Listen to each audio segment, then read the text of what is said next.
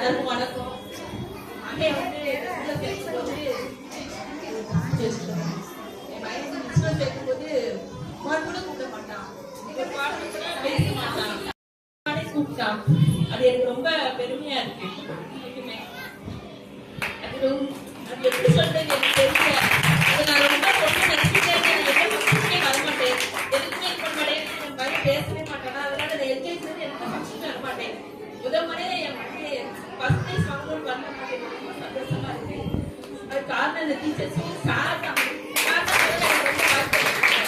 பரவாயில்ல, மாதிரி பேசலாம் பரவாயில்ல, நாம பேசிக்கிறோம் அப்படின்னு சொல்லி ரொம்ப இது பண்ணி என் பையன் முன்னாடி பண்ண இனி அம்மா எங்க அப்பா எல்லாருமே நல்லா பேசுறாங்க.